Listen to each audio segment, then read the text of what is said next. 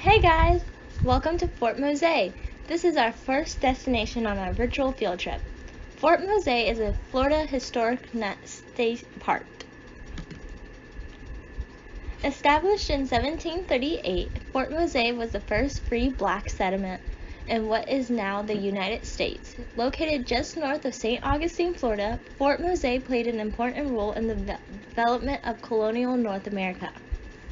As Great Britain, France, Spain, and other European nations competed for control of the New World and its wealth, they all in varying ways came to rely on African labor to develop their overseas colonial possessions. By 1738, there were 100 blacks, mostly runaways from the Carolinas, living in what became Fort Mose.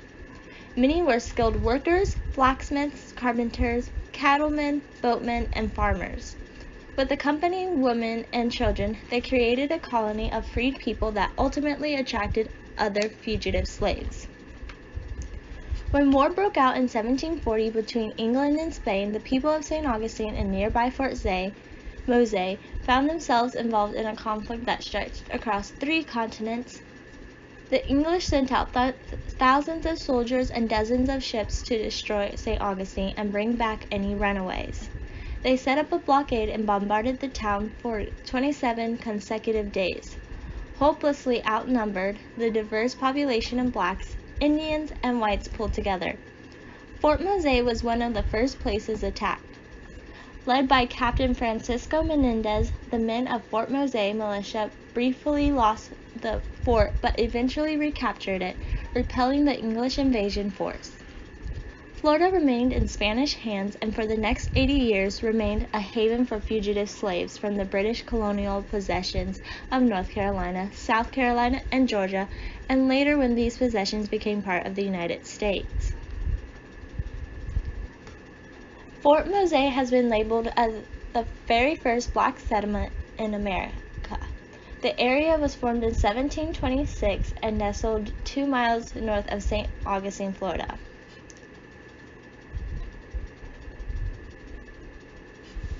The life of a slave on Fort Mose served as a precursor to the Stone Rebellion in 1739. 20 slaves sparked the revolt by killing 2 store clerks. 60 people were killed in action, including 20 whites. The next revolt would take place at Ashley River. The bloody battle ended with the capturing and hanging of 50 slaves. As word spread out about Fort Mose and the freedom of the black militia, the English intervened and attacked the settlement in 1740. Though the Native Americans had joined forces with Fort Mose, they overthrew the black army of men and Fort Mose was destroyed. Francisco Menendez was captured and sent back to slavery. It was not until 1752, when the Spanish rebuilt Fort Mose, that it was reopened. A newly escaped Menendez took his position as captain and once again led the new settlers of Fort Mose. In 1763, Menendez loaded 48 free slaves on the Our Lady of Sorrows ship headed to Cuba, where they settled in a town near Havana. The settlement, known as Fort Mose, is now a historical landmark.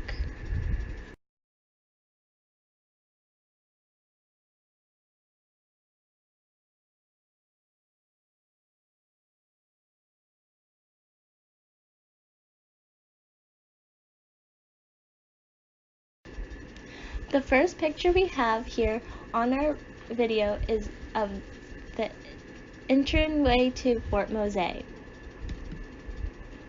The next picture you will see is Miss Schick looking at a bulletin board with information about different activities and events coming up during Fort Mose.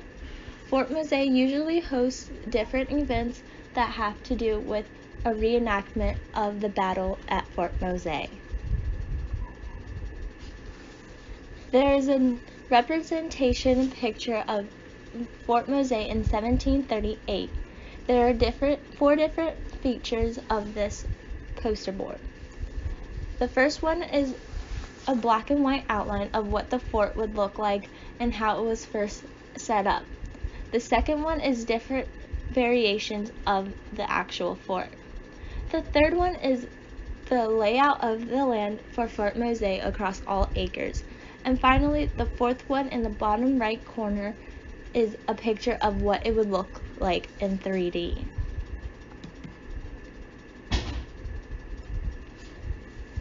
The first stand that we are going to come to is the escape and flight. It reads, in 1693, Spain's King Charles II proclaimed that any English slave who reached Spanish Florida would be granted freedom upon converting to Catholicism. By sea and land, Africans fled to St. Augustine on a dangerous journey with a strong chance of recapture and punishment. Many joined Native American allies and fought the English in frontier wars and raids. Francisco Menendez fought the Yamsey War from 1715 to 1716 that almost destroyed the young English colony of Georgia. Another survivor of that war, Francisco Garcia, fled Carolina with his Native American wife Anna. 3 generations of their family lived in St. Augustine and Fort Mose. Several family members fought in the militia, protecting the frontier against the English and their Indian allies. They served knowing that capture would likely lead to enslavement. The next slide that we have is for British enslavement. Once in English Carolina, the enslaved Africans were forced into labor and had no legal standing and few rights. Africans labored on indigo plantations and as lumbermen and cattlemen. They produced materials for shipbuilding and cleared land. Slaves in Carolina had no resource to legal and religious protections that governed the treatment of slaves in Spanish Florida. They were not allowed to marry and could not hold property. By the early 1700s, the number of slaves in the Carolinas so far exceeded that of their English overseers. They lived in an unstable frontier society with constant Indian raids and growing conflict between the Spanish and English. Despite constant vigilance, torture, and public executions, many people from Congo and Angola fled enslavement for the promise of freedom in Spanish Florida. Their kinsmen remained behind, eventually developing the Gula and Geechee cultures in Anglo areas. Our next slide has to deal with evacuation. Spain ceded Florida to England in 1763, and Fort Mose residents departed with other colonists for Cuba. During Fort Mose's final years, life on the frontier grew more difficult.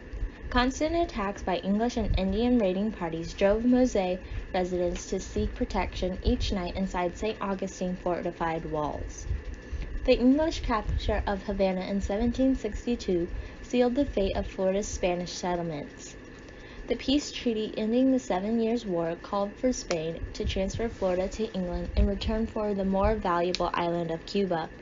Rather than face an uncertain life under English rule, Mose residents joined the exodus of over 3,000 Spanish colonists to Cuba. There, life began again for these frontier warriors and their families. Next, we are going to talk about Bloody Mose. In 1740, the English attacked St. Augustine, but departed after a bloody battle at Fort Mose. Georgia Governor James Oglethorpe invaded Florida with a sizable force, including Lower Creek's and Uchis Indian allies. Fort Mose inhabitants evacuated to the protective fortifications of St. Augustine, while the city withstood a month-long naval bombardment by Royal Navy ships sent from Jamaica. Just before daybreak on June 14, 1740, a detachment of Spanish forces, including Indians and freed blacks, led by Francisco Menendez, attacked the British at Fort Mose. They killed 75 surprised English invaders in brutal hand-to-hand combat. The victory at Mose disheartened Oglethorpe and hastened English withdrawal from Florida. English accounts referred to the battle as Bloody Mose or Fatal Mose, and expressed horror at the defenders' ferocity. Next, we will be talking about the Middle Passage. During the 18th century, thousands of enslaved Africans faced starvation, torture, and even death on their journey to the Americas, a voyage known as the Middle Passage. The ships carried their valuable human cargoes to work in the fast-growing plantation economy of Carolina. Between 1709 and 1760, over 50,000 enslaved Africans disembarked in Carolina, mainly in the port of Charleston. Most of the forced immigrants, including Francisco Menendez, had been captured or purchased in the Senegambia region or along the Bight of Biafra. During the early years of the Atlantic slave trade, the mortality rate for Africans approached 15%. Roughly 1 in 7 died or was killed while crossing the Atlantic. Many more captives died before slave ships were loaded. Slave insurrection also cost African lives. In 1749, 218 Africans rose against their captors on the English ship Brownlow. 62 died before reaching Charleston. Next, we will talk about the African origins. Fort Mose was a multicultural community of people originally from West and Central Africa, along with some Native Americans.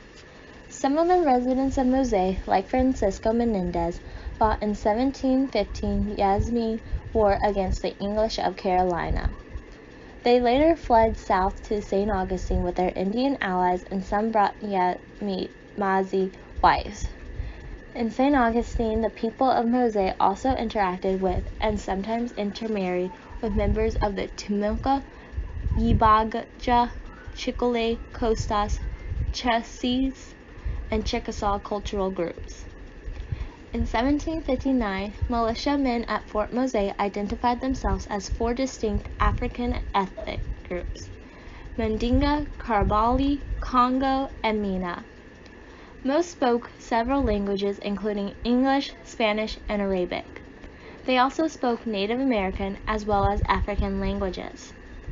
Some had lived in African cities, and many were skilled artisans, linguists, and farmers. Most residents had varied cultural and religious backgrounds. Some were Muslim, some were already Catholics, and some practiced local African religions. Mose's leader, Francisco Menendez, was a literate Mandinga. Many of the Mandingas were Muslims, and they were noted for resisting enslavement in Africa and in the Americas. Next, we move on to Fort Mose I. In 1738, after more than 100 Wanerees arrived from Carolina, the Spanish governor established Fort Mose. As Africans continued to flee Carolina, frontier skirmishes between the English, Spanish, and their Native American allies threatened to escalate into war. Spanish Governor Manuel de Montaño, along with Francisco Menendez, established Fort Mose as a defensive outpost 2 miles north of St. Augustine. Despite English demands, Governor Montaño honored the Spanish Crown's policy of religious sanctuary and refused to return fugitive slaves. Mose residents included men, women, and children. All men served in the Mose militia, captained by Francisco Menendez. Daily life consisted of frontier scouting, farming, and foraging for food to augment meager provisions from St. Augustine. The people of Mose built a church and sacristy for the Catholic priests who lived there, but also may have maintained African traditions and beliefs. Next, we will talk about Fort Mose II. 12 years after the bloody Mose battle, more residents returned to the frontier and constructed a second fort and community. Mose's fort houses and surrounding fields were destroyed during the siege of St. Augustine. From 1740 to 1752, most Mose residents assimilated into urban life in St. Augustine. Some engaged in craftsmanship, artisanry, and trade, while others worked as cattlemen and foragers. Others served as sailors and corsairs in raids against English settlements and ships. This new Spanish governor, Flagler Garcia de Solis, was troubled by so many new Africans and Indians in the city. He ordered the reconstruction of Fort Mose in 1752. The reluctant free blacks rebuilt their settlement near the original fort and once again became Spanish Florida's first line of defense. We now move on to the side El Pueblo de Gracia Real de Santa Teresa de Mose. On the shore of Robinson Creek, 1/4 mile east of this marker, was the site of a Spanish mission for Indians left homeless during Queen Anne's War. Since 1688, Negro slaves from the English colonies had found refuge in Spanish St. Augustine. On March 15, 1738, Governor Manuel de Montano freed them in the name of the king and later reformed a village for them, named Garcia Real at Mose. Here, the freed men would cultivate the ground and learn the Catholic religion. For their protection, a moated earthwork was erected called Fort Mose. Continuing on the other side, in 1740, during the British attack against St. Augustine, the freedmen evacuated Mose and Scotch Highlanders occupied it. At daybreak, June 26, in a decisive blow, the Spaniards ejected the enemy from the fort and later demolished it. The freedmen resettled the village and rebuilt the earthwork in 1752 and later formed a militia company. The British dismantled Fort Mose during their rule in Florida. After their return, the Spaniards rebuilt defenses at Mose in 1797. The East Florida Patriots occupied the deserted site in 1812 during their ill-fated attempt to overthrow Spanish rule. The local garrison, aided by the Negro militia and Indians, forced them to withdraw.